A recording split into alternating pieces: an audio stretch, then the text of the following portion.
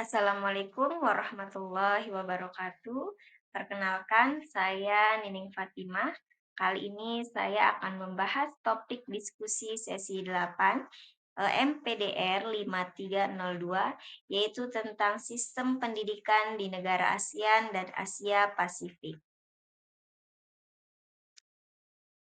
Baiklah, menanggapi pertanyaan pertama, menurut Anda apakah sistem, jenjang, dan struktur persekolahan serta kebijakan pengelolaan pendidikan dasar di negara ASEAN dan Asia Pasifik memiliki persamaan dalam implementasi pendidikan yang Anda rasakan di lingkungan sekolah Anda? Nah, jadi secara umum memang negara-negara ASEAN dan Asia Pasifik memiliki struktur pendidikan dasar yang mirip dengan Indonesia, yaitu pendidikan dasar bersifat wajib belajar, kemudian durasi pendidikan dasar umumnya 6 tahun, pendidikan menengah pertama atau SMP berlangsung 3 tahun, dan pendidikan menengah atas atau SMA berlangsung juga selama 3 tahun. Nah, di Kota Serang, sistem 633 juga diterapkan sesuai kurikulum Merdeka dan Undang-Undang Nomor 20 Tahun 2003 tentang Sistem Pendidikan Nasional, seperti negara tetangga misalnya Malaysia dan Singapura. Fokusnya pada penguatan literasi, numerasi, dan karakter serta peningkatan kualitas guru. Begitupun di SDN Buah Gede, yaitu tempat saya mengajar. Penguatan literasi, numerasi, karakter, dan kompetensi guru ini diterapkan melalui program sekolah dan juga pelatihan.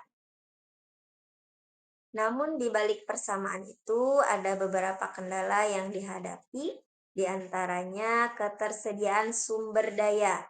Negara seperti Singapura dan Korea Selatan memiliki pendanaan yang lebih besar, sehingga teknologi dan fasilitas lebih merata.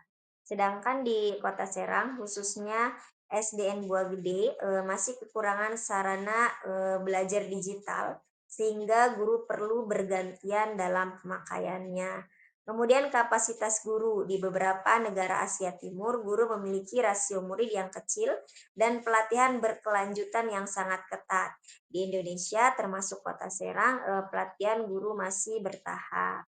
Kemudian kebijakan desentralisasi Indonesia memberikan otonomi kepada daerah sehingga kebijakan pendidikan di Kota Serang bisa berbeda dengan kota yang lain tergantung dukungan pemerintah daerah. Kemudian yang kedua, apa sih hal-hal penting dalam artikel pendidikan dasar dan era pasar bebas ASEAN? Dalam artikel tersebut terdapat latar belakang dan konteks.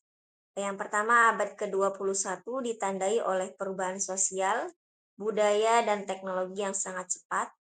Ini mengacu pada futurolog seperti Toffler dan Naisbitt. Kemudian dunia mengalami discontinuity budaya dan sosial. Muncul masyarakat informasi dan dunia tanpa batas atau borderless world. Kemudian globalisasi membawa peluang sekaligus ancaman, kemajuan teknologi informasi, krisis nilai-nilai kemanusiaan, dan perubahan cara hidup. Kemudian pasar bebas ASEAN. Jadi di sini MEA menandai terbukanya arus barang, jasa, dan tenaga kerja antar negara ASEAN. Terdapat 4 pilar MEA. Yang pertama, pasar dan basis produksi tunggal.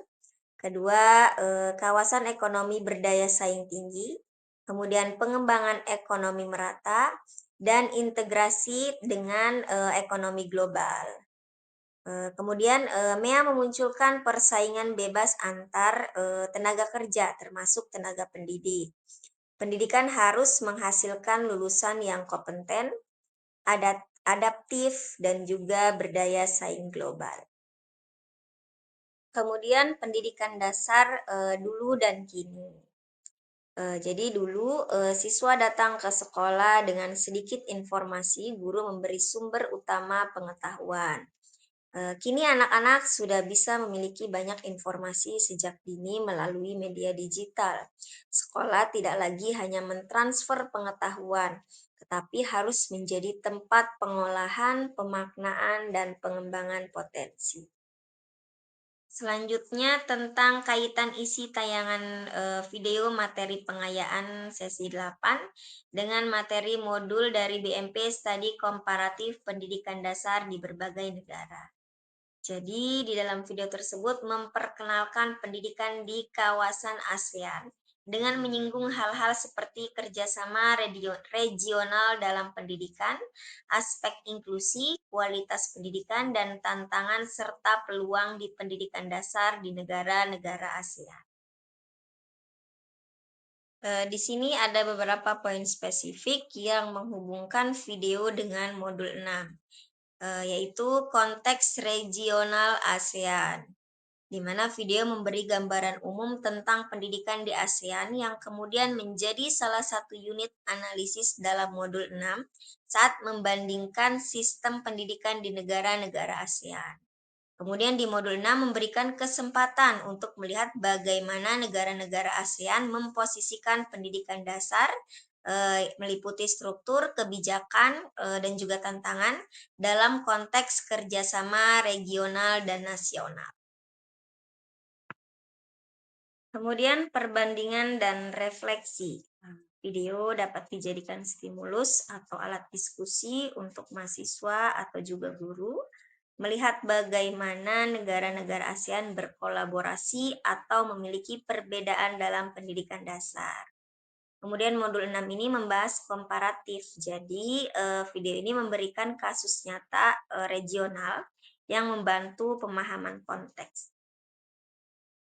Baiklah, mungkin itu tanggapan dari saya mengenai topik diskusi sesi 8 ini.